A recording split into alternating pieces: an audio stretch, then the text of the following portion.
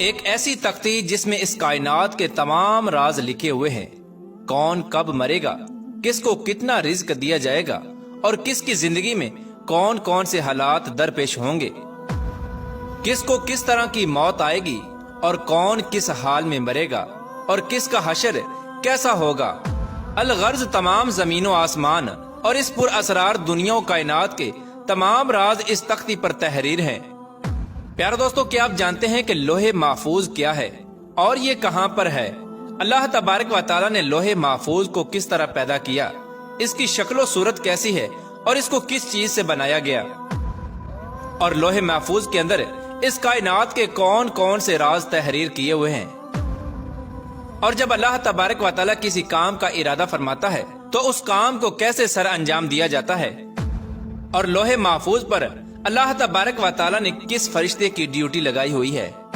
اور کیا لوح محفوظ میں لکھی ہوئی تقدیریں بدلی جا سکتی ہیں؟ پیارے دوستو، ان تمام تر سوالات کے جوابات قرآن و حدیث کی روشنی میں آج کی اس ویڈیو میں ہم آپ کو بتائیں گے، لہٰذا آپ سے گزارش ہے کہ ہماری اس ویڈیو کو اینڈ تک ضرور دیکھیے گا۔ پیارے دوستو، جس طرح اللہ تبارک و تعالیٰ کی وحدانیت پر اور اللہ تبارک و تعالیٰ کے تمام رسولوں پر ایمان لانا ضروری ہے، اس طرح اللہ تبارک و تعالیٰ کے فرشتوں پر، لوح محفوظ پر، عرش و کرسی اور قیامت کے قائم ہونے پر بھی ایمان لانا ضروری ہے۔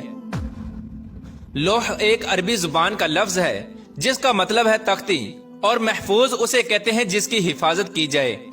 پیارے دوستو، روایات میں آتا ہے کہ اللہ تبارک و تعالیٰ نے زمین و آسمان کو تخلیق کرنے سے 50,000 سال پہلے لوح محفوظ کو تخلیق فرمایا۔ اللہ تبارک و تعالیٰ نے جب قلم اور لوح محفوظ کو تخلیق فرمایا تو اللہ تبارک و تعالیٰ نے قلم کو حکم ارشاد فرمایا کہ لکھ،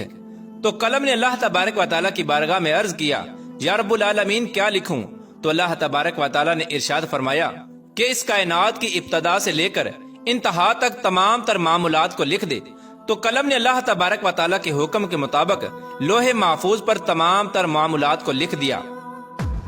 پیارے دوستو، لوح محفوظ وہ تختی ہے جس میں تمام انسانوں کی تقدیریں لکھی ہوئی ہیں۔ اس کائنات کی تخلیق سے لے کر اس کائنات کے فنا ہونے تک ہر چیز اس میں لکھی ہوئی ہے، لہٰذا آج تک جو کچھ اس کائنات میں ہوا ہے اور قیامت تک جو کچھ بھی ہوگا وہ تمام کا تمام اس لوح محفوظ میں لکھا ہوا ہے۔ اور لوح محفوظ تمام مخلوقات کی پہنچ سے بالا تر ہے، کوئی بھی انسان یا شیطان اس تک نہیں پہنچ سکتا۔ جیسا کہ بخاری شریف کی حدیث ہے کہ حضور پاک صلی اللہ تعالی علیہ وآلہ وسلم نے ارشاد فرمایا کہ اللہ تبارک و تعالیٰ نے لوح محفوظ میں ہر چیز لکھ دی اور آسمان و زمین کو پیدا کیا۔ اور قرآن پاک کے بہت سارے مقامات میں بھی لوح محفوظ کا ذکر ملتا ہے، جیسا کہ اللہ تبارک و تعالیٰ سورہ بروج میں ارشاد فرماتا ہے، بلکہ یہ قرآن ہے جو لوح محفوظ میں لکھا ہوا ہے۔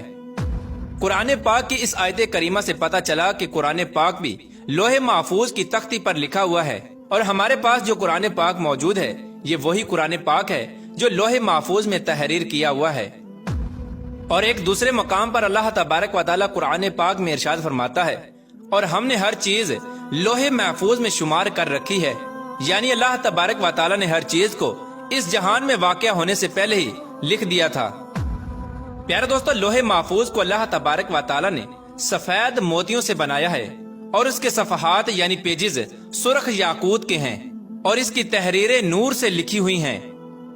جیسا کہ حضرت ابن عباس رضی اللہ تعالی عنہ سے روایت ہے کہ نبی آخر الزمان حضرت محمد مصطفیٰ صلی اللہ تعالی علیہ وآلہ وسلم نے ارشاد فرمایا کہ اللہ تبارک و تعالی نے لوح محفوظ کو سفید موتیوں سے پیدا کیا، اور اس کے صفحات یعنی پیجز سرخ یاقوت کے ہیں، اور اس کا قلم نور کا ہے، اور اس کی لکھائی بھی نور کی ہے۔ اور اللہ تبارک و تعالی ہر روز لوح محفوظ کی طرف 360 مرتبہ نظر فرماتا ہے۔ چنانچہ اللہ تبارک و تعالی کسی کو پیدا کرتا ہے، کسی کو رزق دیتا ہے، کسی کو زندگی دیتا ہے اور کسی کو موت، اور کسی کو عزت سے نوازتا ہے اور کسی کو ذلت میں ڈال دیتا ہے، اور اللہ تبارک و تعالی جو چاہتا ہے وہ کرتا ہے۔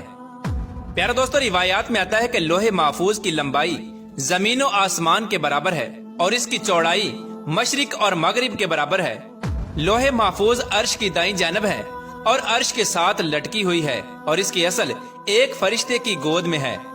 حضرت ابن عباس رضی اللہ تعالیٰ عنہ بیان فرماتے ہیں کہ لوح محفوظ کے سینے پر بطور ٹائٹل یہ الفاظ لکھے ہوئے ہیں کہ اللہ کے علاوہ کوئی عبادت کے لائق نہیں، اس کا دین اسلام ہے، اور محمد صلی اللہ تعالی علیہ وآلہ وسلم اس کے بندے اور رسول ہیں، لہٰذا جو بھی اللہ پر ایمان لائے گا اور اس کے وعدوں کو سچا جانے گا اور اس کے رسولوں کی اتباع کرے گا تو اللہ تبارک و تعالی اس کو جنت میں داخل کر دے گا۔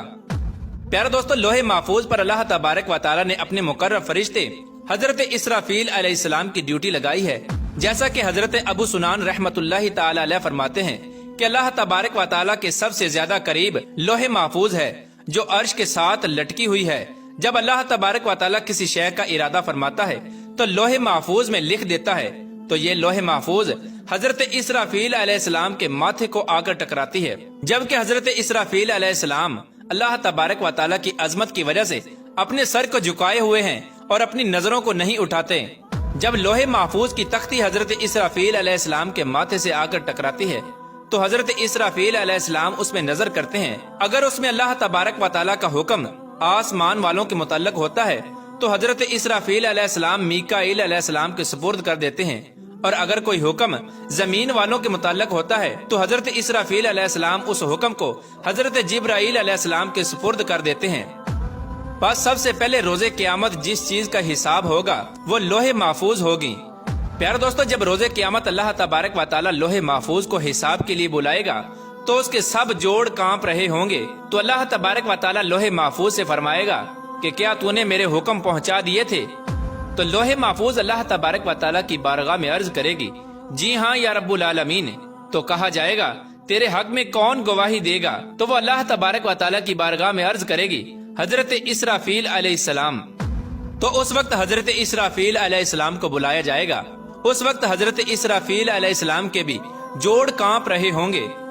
اللہ تبارک و تعالی حضرت اسرافیل علیہ السلام سے فرمائے گا، کیا تجھے لوح محفوظ نے میرے تمام احکام پہنچا دیے تھے؟ تو حضرت اسرافیل علیہ السلام اللہ تبارک و تعالی کی بارگاہ میں عرض کریں گے، جی ہاں یا رب العالمین۔ اس وقت لوح محفوظ کہے گی، سب تعریفیں اس اللہ تبارک و تعالی کے لیے جس نے مجھے برے عذاب سے نجات عطا فرمائی، اور پھر اسی طرح حساب و کتاب کا سلسلہ ہوتا رہے گا۔ پیار دوستو، بات کرتے ہیں کہ کیا لوح محفوظ کی تقدیر کو بدلا جا سکتا ہے، اور کیا واقعی تقدیر دعاؤں سے بدل جاتی ہے؟ اس کے بارے میں روایات میں آتا ہے کہ تقدیر 3 قسم کی ہوتی ہے۔ پہلی تقدیر وہ ہوتی ہے جو عام انسانوں کی دعاؤں کی وجہ سے اللہ تبارک و تعالی بدل دیتا ہے، اور دوسری تقدیر وہ ہوتی ہے جو اللہ تبارک و تعالی اپنے خاص بندوں یا اپنے انبیاء کرام کی دعاؤں کی وجہ سے بدل دیتا ہے۔ ان 2 قسموں کے اندر تو تقدیر کو بدلا جا سکتا ہے، لیکن تقدیر کی تیسری قسم وہ تقدیر ہے جو لوح محفوظ پر تحریر ہے۔ اس تقدیر کو نہیں بدلا جا سکتا، حتیٰ کہ لوح محفوظ پر لکھی ہوئی تقدیر کو تبدیل کرنے کے لیے کوئی نبی بھی دعا کرنا چاہے تو اللہ تبارک و تعالی اس کو روک دیتا ہے۔ پیار دوستو، اس سے معلوم ہوا کہ لوح محفوظ پر جو کچھ بھی لکھا ہوا ہے اس میں کسی قسم کی کوئی تبدیلی نہیں ہو سکتی، اور لوح محفوظ پر لکھی ہوئی تقدیر کو کسی طرح بھی بدلا نہیں جا سکتا۔ البتہ کچھ تقدیریں ایسی ہوتی ہیں جس کو اللہ تبارک و تعالی صحیفوں کی شکل میں فرشتوں کو عطا فرماتا ہے، تو وہ تقدیریں اللہ تبارک و تعالی کے نیک بندوں، اولیاء کرام اور اللہ تبارک و تعالی کے انبیاء کرام کی دعاؤں سے تبدیل ہو جاتی ہیں۔